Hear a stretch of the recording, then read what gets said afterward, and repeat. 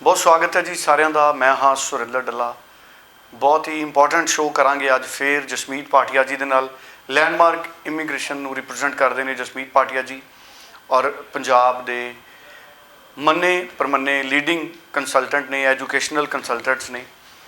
ਔਰ ਇਹਨਾਂ ਦਿਨਾਂ 'ਚ ਜੋ ਸਿਚੁਏਸ਼ਨ ਬਣੀ ਹੋਈ ਹੈ ਖਾਸ ਤੌਰ 'ਤੇ ਕੈਨੇਡਾ ਨੂੰ ਲੈ ਕੇ, ਹਰ ਰੋਜ਼ ਕੋਈ ਨਾ ਕੋਈ ਨਵੀਂ ਡਿਵੈਲਪਮੈਂਟ, ਕੋਈ ਨਾ ਕੋਈ ਨਵਾਂ ਅਪਡੇਟ ਕੈਨੇਡਾ ਤੋਂ ਲਗਭਗ ਆ ਰਿਹਾ ਹੈ।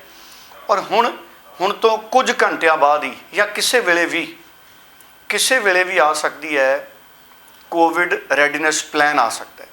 ਸੋ ਇਹ ਜਿਹੜਾ ਕੋਵਿਡ ਰੈਡੀਨੈਸ ਪਲਾਨ ਆਉਣਾ ਹੈ, ਇਹਦੀ ਇੰਪੋਰਟੈਂਸ ਕੀ ਹੈ ਔਰ ਇਹਦੇ ਨਾਲ ਸਟੂਡੈਂਟਸ ਦਾ ਕਿਸ ਰੂਪ 'ਚ ਫਾਇਦਾ ਹੋਏਗਾ, ਇਹ ਸਾਰੇ ਵਿਸ਼ਿਆਂ ਦੇ ਉੱਤੇ ਖਾਸ ਤੌਰ ਦੇ ਉੱਤੇ ਇਸ ਛੋਟੇ ਜਿਹੇ ਐਪੀਸੋਡ ਦੇ ਵਿੱਚ ਅਸੀਂ ਗੱਲ ਕਰਾਂਗੇ। ਭਾਟੀਆ ਜੀ ਬਹੁਤ ਬਹੁਤ ਸਵਾਗਤ ਹੈ। ਸਤਿ ਸ਼੍ਰੀ ਅਕਾਲ। ਭਾਟੀਆ ਜੀ, ਕੋਵਿਡ ਰੈਡੀਨੈਸ ਪਲਾਨ ਹੈ ਕੀ ਹੈ? ਜਿਹੜੀ ਲਿਸਟ ਆਉਣੀ ਹੈ ਕਿਸੇ ਸਮੇਂ ਵੀ ਕਹਿੰਦੇ ਆ ਸਕਦੀ ਹੈ, ਪਰ ਅਗਰ ਆਪਾਂ ਸਟੂਡੈਂਟਸ ਨੂੰ ਸਮਝਾ ਸਕੀਏ ਕਿ ਇਹ ਹੈ ਕੀ ਹੈ ਔਰ ਸਟੂਡੈਂਟਸ ਨੂੰ ਕਿਵੇਂ ਬੈਨੀਫਿਟ ਕਰੇਗਾ।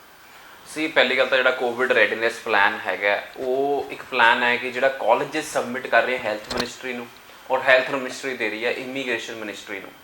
ਸੋ ਇਸ ਪਲਾਨ ਦੇ ਅੰਦਰ ਇਹ ਕਹਿਣਾ ਹੈ ਕਿ ਕਾਲਜ ਰਿਸਪੌਂਸਿਬਿਲਿਟੀ ਲਏਗਾ ਏਅਰਪੋਰਟ ਤੋਂ ਸਟੂਡੈਂਟ ਪਿਕਅਪ ਹੋਏ। ਸਟੂਡੈਂਟ ਜਦੋਂ ਪਿਕਅਪ ਹੋਏ ਉਸ ਤੋਂ ਬਾਅਦ ਉਹ ਆਪਣੀ ਕੁਆਰੰਟੀਨ ਲੋਕੇਸ਼ਨ 'ਤੇ ਜਾਏ। That can be motel, hotel ਔਰ ਸਟੂਡੈਂਟ ਅਕੋਮੋਡੇਸ਼ਨ। ਉੱਥੇ ਸਟੂਡੈਂਟ ਨੂੰ ਇੱਕ ਸਿੰਗਲ ਕਮਰਾ ਦਿੱਤਾ ਜਾਏ, ਅਟੈਚ ਵਾਸ਼ਰੂਮ ਹੋਵੇ, ਸ਼ੇਅਰਿੰਗ ਵਾਸ਼ਰੂਮ ਨਾ ਹੋਵੇ। ਸੋ ਅਟੈਚ ਵਾਸ਼ਰੂਮ ਹੋਵੇ, ਸਿੰਗਲ ਕਮਰਾ ਦਿੱਤਾ ਜਾਏ ਔਰ ਉਸ ਕਮਰੇ ਦੇ ਅੰਦਰ ਸਟੂਡੈਂਟ 14 ਦਿਨ ਰਹੇ ਔਰ ਸਟੂਡੈਂਟ 14 ਦਿਨ ਬਾਹਰ ਨਾ ਨਿਕਲੇ। ਸੋ ਦਾ ਖਾਣ ਪੀਣ ਦਾ arrangement, whatever is the requirement, ਸਾਰਾ ਕੁਝ ਕਾਲਜ ਅਰੇਂਜ ਕਰੇ।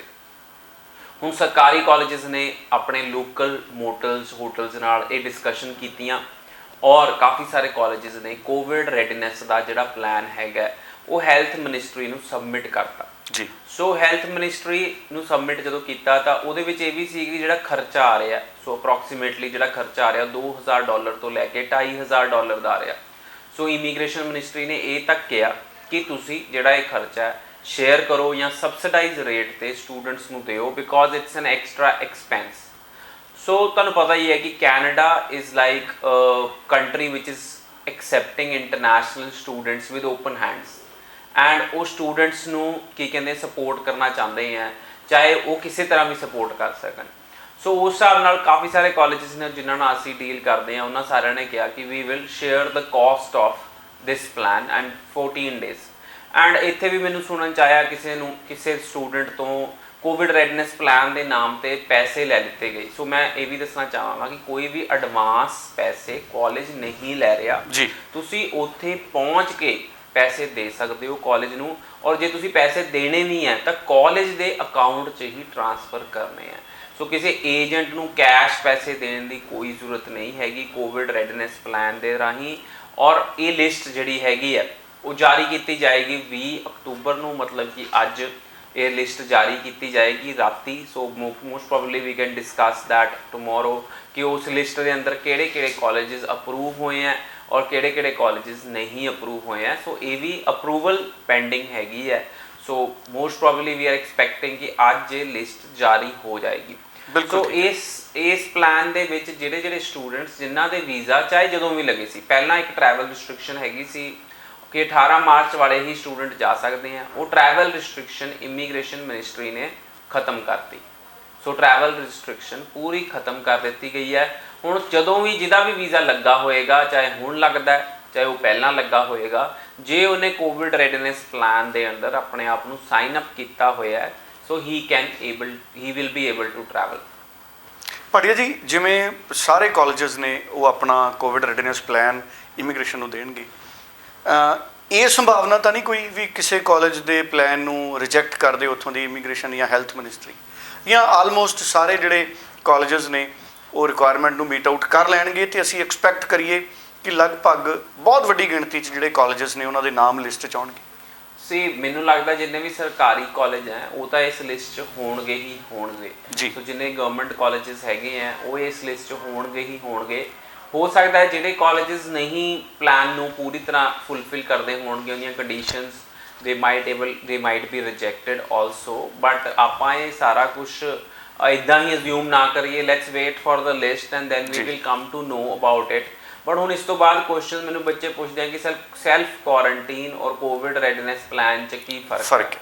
ਸੀ ਸੈਲਫ ਕੁਆਰੰਟੀਨ ਪਲਾਨ ਦੇ ਅੰਦਰ ਜਦੋਂ ਤੁਸੀਂ ਸੈਲਫ ਕੁਆਰੰਟੀਨ ਪਲਾਨ ਆਪਣਾ ਬਣਾ ਕੇ ਜਾਂਦੇ ਹੋ, that means that you will book your own hotel motel, and ਜਦੋਂ ਤੁਸੀਂ ਉੱਥੇ ਕੈਨੇਡਾ ਪਹੁੰਚੋਗੇ ਤਾਂ CBSA ਆਫਿਸਰ ਨੂੰ you will be able to disclose that what is your quarantine plan, and ਜੇ CBSA ਆਫਿਸਰ ਨੂੰ ਤੁਹਾਡਾ ਪਲਾਨ ਪਸੰਦ ਆਏਗਾ then he will let you enter the country, otherwise he might send you back also.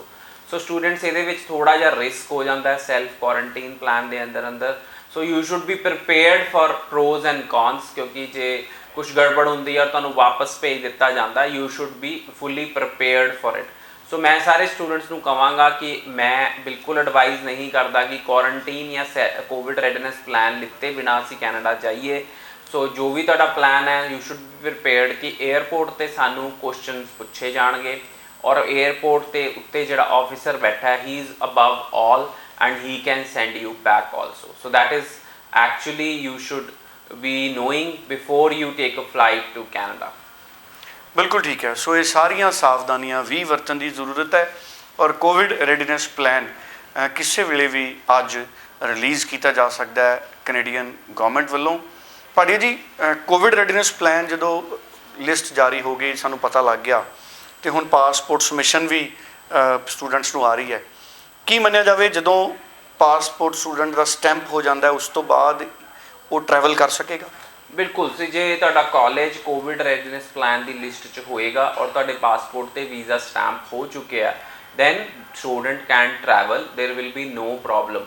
ਸੀ ਮੈਂ ਤੁਹਾਨੂੰ ਦੱਸਣਾ ਚਾਹਾਂਗਾ ਕਿ ਉੱਥੇ ਕਾਫੀ ਸਾਰੇ ਕਾਲਜਿਸ ਨੇ ਬੈਂਕਰਪਸੀ ਫਾਈਲ ਕੀਤੀ ਹੈ, ਖਾਸ ਕਰਕੇ ਲੈਂਗੁਏਜ ਸਕੂਲਸ ਨੇ।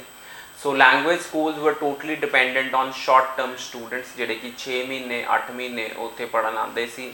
ਸੋ ਜਦੋਂ ਉਹ ਸਾਰਾ ਕੁਝ ਜਦੋਂ ਇਹ ਕੋਵਿਡ ਦੇ ਦੌਰਾਨ ਫਲਾਈਟਸ ਨਹੀਂ ਸ਼ੁਰੂ ਹੋਈਆਂ ਔਰ students were not able to reach there, ਤਾਂ ਕਾਫੀ ਸਾਰੇ ਕਾਲਜਿਸ ਨੇ ਪ੍ਰੈਸ਼ਰ ਕ੍ਰੀਏਟ ਕੀਤਾ। ਮੈਂ ਤੁਹਾਡਾ ਨੰਬਰ ਵੀ ਸ਼ੇਅਰ ਕਰਨਾ ਸਕਦਾ ਕਿ ਅਬਾਊਟ 50 ਕਾਲਜਿਸ ਜਿਹੜੇ ਲੈਂਗੁਏਜ ਸਕੂਲ ਸੀ ਉਹਨਾਂ ਨੇ ਇਹ ਚੀਜ਼ ਸ਼ੇਅਰ ਕੀਤੀ ਔਰ ਕਰੀਅਰ ਕਾਲਜਿਸ ਵੀ ਜਿਹੜੇ ਹੈਗੇ ਆ ਉਹਨਾਂ ਨੇ ਵੀ ਪ੍ਰੈਸ਼ਰ ਕ੍ਰੀਏਟ ਕੀਤਾ। ਸੋ ਉਹਦੇ ਦੌਰਾਨ ਇਹ ਕੋਵਿਡ ਰੈਡੀਨੈਸ ਪਲਾਨ ਦਾ ਜਿਹੜਾ ਲਿਸਟ ਹੈਗੀ ਸੀ ਔਰ ਇਮੀਗ੍ਰੇਸ਼ਨ ਮਿਨਿਸਟਰੀ ਨੇ ਇਹਨੂੰ ਤੈਅ ਕੀਤਾ ਕਿ we will remove international student restriction.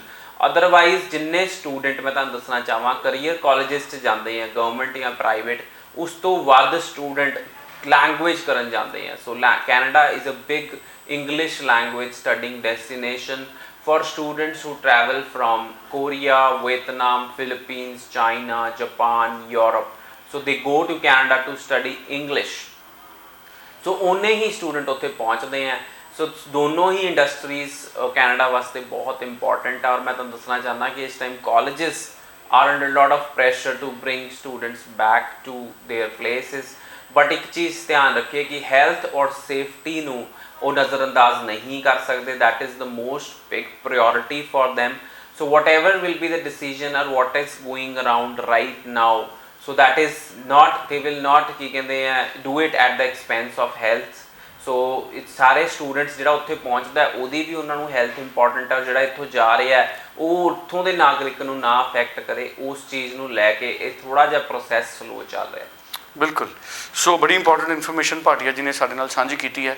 ਸੋ ਮੈਂ ਆਸ ਕਰਦਾ ਕਿ ਜ਼ਰੂਰ ਸਟੂਡੈਂਟਸ ਨੂੰ ਕਾਫੀ ਜ਼ਿਆਦਾ ਇਸ ਤੋਂ ਬੈਨੀਫਿਟ ਹੋਊਗਾ। ਕੋਈ ਕਨਫਿਊਜ਼ਨ ਹੈ ਤੇ ਤੁਸੀਂ 90413 90412 ਤੇ ਸੰਪਰਕ ਕਰ ਸਕਦੇ ਹੋ ਔਰ ਤੁਸੀਂ ਭਾਟੀਆ ਜੀ ਦਾ ਈਮੇਲ ID ਇਸ ਵਕਤ ਸਕਰੀਨ ਤੇ ਹੈ, ਤੁਸੀਂ ਈਮੇਲ ਵੀ ਕਰ ਸਕਦੇ ਹੋ। Thank you so much Bhatia. ਧੰਨਵਾਦ।